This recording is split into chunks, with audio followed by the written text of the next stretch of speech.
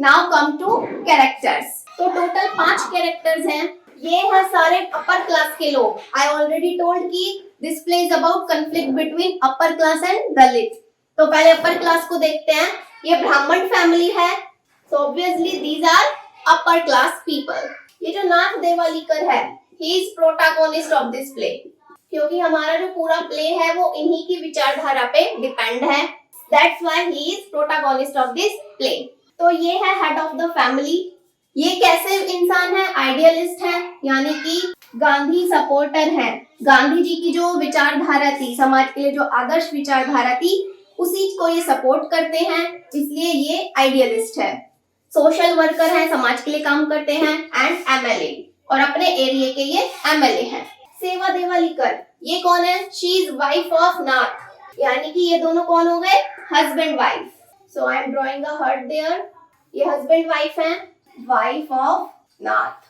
तो ये क्या काम करती है? Social worker for women. ये भी एक सोशल वर्कर है, लेकिन ये औरतों के लिए काम करती है ज्यादा।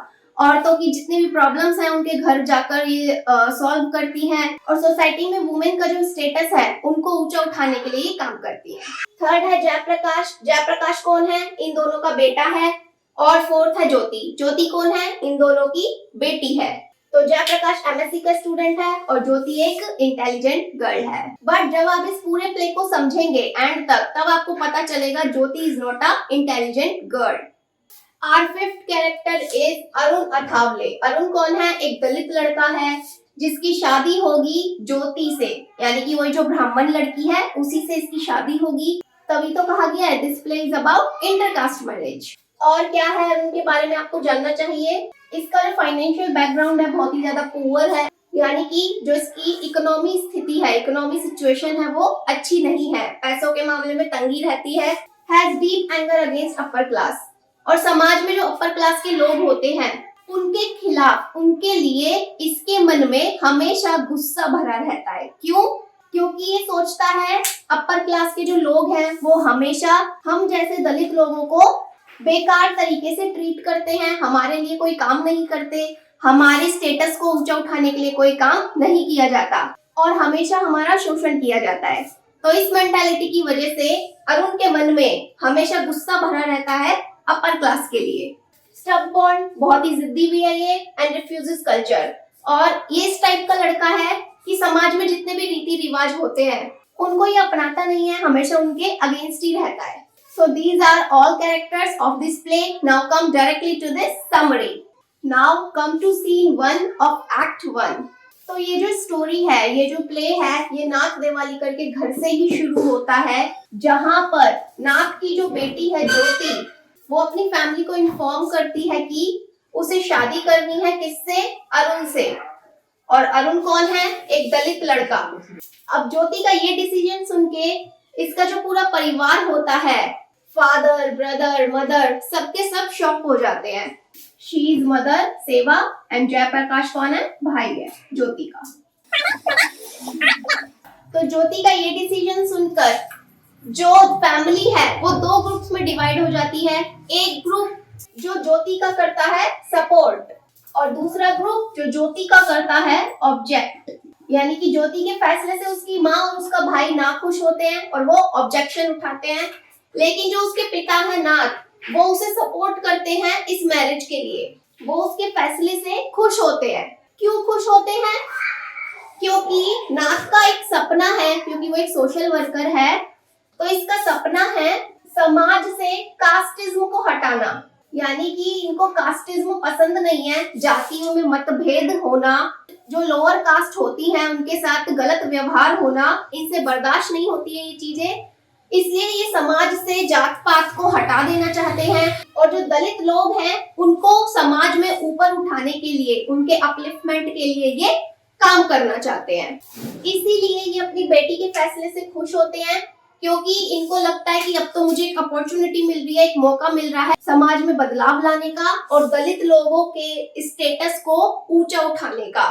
क्योंकि जो विचारधारा, जो आइडियलिज्म की विचारधारा है मैं बाहर फॉलो करता हूँ, वही चीज मेरे घर में फॉलो होगी, तो इससे बड़ी बात क्या होगी समाज में एक मैसेज जाने के लिए। तो समाज में एक अच्छा मैसेज जाए, दलित लोगों का स्टेटस ऊपर उठे। इस वजह से ये ज्योति को हाँ बोल देता है, ठीक है बेटी मैं तुम्हारे साथ हूँ, तुम उस दलित लड़के को घर बुलाओ, हम उससे मिलेंगे।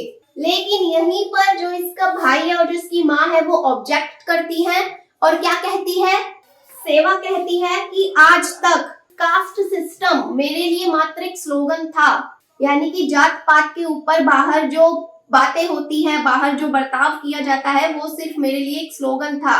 मैंने आज तक इतनी इंटरकास्ट मैरिज अटेंड करी है और वहां जाकर इतनी स्पीचेस दी हैं, लेकिन अब यही चीज मेरे घर में होने जा रही है कि मेरी खुद की बेटी एक दलित लड़के से शादी करेगी। अगर ऐसा होता है तो रियलिटी में मेरे घर से ही एक शुरुआत हो जाएगी कास्टिज्म को हटाने की। अपनी बातों से सेवा क्या शो करती है कि अगर इस मेरी बेटी की शादी दलित लड़के से होती है तो उसके जो बुरे परिणाम होंगे, जो डिजास्ट्रियस रिजल्ट होंगे, उन सबको भी हमें फेस करना पड़ेगा फ्यूचर में। इसलिए ज्योति के फ्यूचर के लिए उसका भाई और उसकी माँ बहुत ज्यादा परेशान हो जाते हैं, क्योंकि उसकी माँ एक सोशल वर्कर है, औरतों के लिए काम करती है और घर घर जाकर उसने देखा हुआ होता है इंटरकास्ट मैरिज का क्या रिजल्ट होता है, लड़कियां शादी के बाद उनके साथ क्या प्रॉब्लम क्रिएट होती हैं और फिर उनके क्या रिजल्ट होते हैं, वो सब कुछ उसकी माँ ने अपने आंखों से देख रखा होता है दूसरों के घरों में। तो वही चीज सोचकर ये दोनों इस शादी को ऑब्जेक्ट करते हैं। बिकॉज सेवा इज अ रियलिस्टिक वुमेन। ये कैसी लेडी है, ये रियलिस्ट में बिलीव करती हैं, यानी कि समाज की हकीकत में ये बिलीव करती हैं। और ये जो नाथ है ये क्या है, आइडियलिस्ट। इनको समाज की हकीकत से ज्यादा लेना देना नहीं है, इनको अपनी विचारधारा थोपने से मतलब है। इनका जो सपना है कास्टिज्म हटाने का, उसे फुलफिल करने के लिए ये अपनी बेटी की भी बलि चढ़ा सकते हैं। और जो इनके बच्चे हैं दोनों, ज्योति और जयप्रकाश, ये दोनों भी अपने पिता के प्रिंसिपल्स को फॉलो करते हैं, उन्हीं की विचारधारा को ये फॉलो करते हैं, आइडियलिज्म को। तो अब सेवा जो है चिल्लाकर बोलती है गुस्से में अपने पति से, I will oppose this marriage, यानी कि मैं इस शादी के खिलाफ हूँ। आप अपने दिल पे हाथ रख के खुद बोलिए कि आप चाहेंगे कि आपकी बेटी एक दलित लड़के से शादी करे और उसका फ्यूचर खराब हो जाए। लेकिन अब इस बात का नाथ रिप्लाई करता है और क्या कहता है कि we need to change our mentality, हमें अपनी मानसिकता बदलने की जरूरत है। और ये जो लड़का है अरुण, ही हैज पोटेंशियल, इसमें बहुत पोटेंशियल है, ये एक अच्छा लड़का है। और ये लड़का एक अनरिफाइंड गोल्ड जैसा है, यानी कि अभी ये अशुद्ध सोने जैसा है, लेकिन हम इसे पिघलाएंगे, इसको शेप देंगे, इसको यानी कि संस्कार देंगे, अपनी संस्कारी लड़की देंगे, तो ये अशुद्ध से शुद्ध सोना बन जाएगा। यानी कि इसका भी जो भी कल्चर है, जैसा भी कल्चर है अच्छा नहीं है, तो हम इसके कल्चर को अच्छा बनाएंगे, इसके स्टेटस को ऊंचा उठाएंगे। और ये सब कैसे पॉसिबल होगा, तब जब हमारी संस्कारी लड़की इसके घर जाएगी शादी होकर के। So this is the need of this hour. तो अभी समय की यही मांग है। ये कहकर नाथ अपनी बात खत्म कर देते हैं और अपनी बेटी को ये फाइनल वर्ड्स बोलते हैं, go ahead my child, I am with you, my courage and support is with you, यानी कि तुम शादी करो, उसको बुलाओ घर पे, हम मिलेंगे, हम तुम्हारी शादी कराएंगे, मेरा पूरा सपोर्ट तुम्हारे साथ है। तो अब इसी पॉइंट पे नाथ ने यहाँ पे 3 चीजें शो कर दी। एक अपना सपना जो कि है कास्टिज्म को हटाने का, रिमूव कास्टिज्म। और अब यहीं से नाथ की जर्नी स्टार्ट होगी, फ्रॉम इग्नोरेंस टू एक्सपीरियंस, यानी कि इन्होंने अपनी बेटी का फ्यूचर इग्नोर करते हुए, उसका भविष्य इग्नोर करते हुए अपनी आइडियलिज्म, अपनी आदर्श विचारधारा यहाँ पे लागू कर दी ज्योति के ऊपर कि मेरी बेटी एक दलित लड़के से शादी करेगी तो समाज में एक अच्छा मैसेज जाएगा और कास्टिज्म जो है खत्म हो जाएगा। लेकिन होता क्या है, ज्योति का फ्यूचर इग्नोर करने की वजह से ये रियलिटी को एक्सपीरियंस करेंगे एक्ट 2 में, कि समाज की रियलिटी क्या है, वो चीज इन्हें पता चलेगी अपने इग्नोरेंस के वजह से। So that was all about scene 1। Now come to scene 2। अब क्या होता है, ये जो ज्योति है ये अरुण को अपने घर ले आती है अपनी फैमिली से मिलवाने के लिए। और अरुण क्या है, अभी बीए कर रहा है एंड ही इज डार्क, यानी कि दिखने में इसका जो स्किन टोन है वो थोड़ा डार्क है। और इसको अपनी पोइट्री लिखना और अपनी ऑटोबायोग्राफी लिखना बहुत पसंद है। यानी कि अभी ये अपने जीवन के बारे में अपनी एक ऑटोबायोग्राफी भी लिख रहा है। तो इसका पोइट्री और ऑटोबायोग्राफी ये दो चीजें ज्योति को बड़ी पसंद है।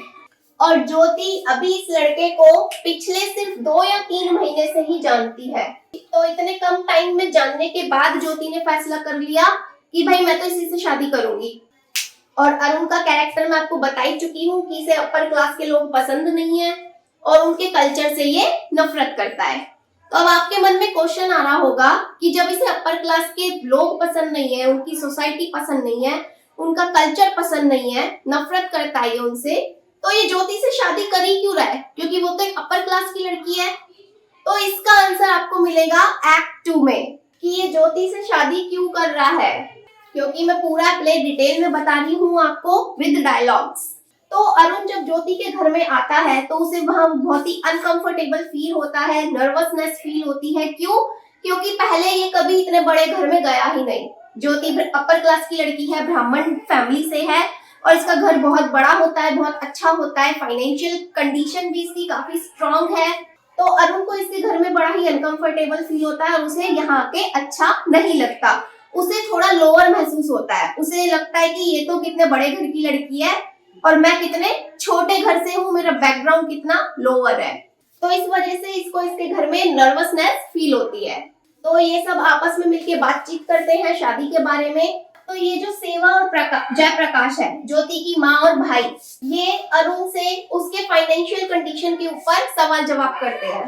ये कहते हैं कि तुम्हारा जो स्टेटस है फाइनेंशियली बड़ा ही वीक है, बड़ा ही पुअर स्टेटस है, बैकग्राउंड तुम्हारा अच्छा नहीं है, तो इन फ्यूचर तुम हमारी बेटी को रखोगे कैसे, तुम पैसे कैसे कमाओगे।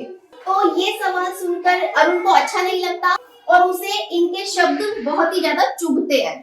लेकिन फिर भी अरुण इस बात पे मुंह तोड़ जवाब देता है कि अगर मेरे पास कमाने को कभी कुछ नहीं हुआ तो हमारा तो रिवाज है शराब बनाकर उसे बेचना, तो मैं शराब का धंधा करूंगा, शराब का बिजनेस करूंगा और जरूरत पड़ी तो आपकी बेटी को भी शराब बेचनी पड़ेगी। तो अरुण के ऐसे जवाब सुनकर नाथ, सेवा और जयप्रकाश समझ जाते हैं कि फिलहाल इसकी मेंटेलिटी कैसी है, कितनी पुअर मेंटेलिटी का है ये। जैसा इसका स्टेटस है वैसे ही इसकी मेंटेलिटी है। और इसकी बातें सुनकर ये तीनों क्या आइडिया लगाते हैं कि ये हमारे कल्चर से कितना नफरत करता है, इसे हमारा कल्चर पसंद ही नहीं है। लेकिन फिर भी इतनी सारी बातों को इग्नोर करते हुए अरुण और ज्योति की शादी करा दी जाती है। They got married. क्यों कराई? ज्योति की खुशी के लिए और समाज में अपलिफ्टमेंट के लिए। द अपलिफ्टमेंट स्टेटस ऑफ दलित। तो एक्ट 1 शोइंग इग्नोरेंस। क्या इग्नोर कर रहा है यहाँ पे? ज्योति का future. Now what is in act 2?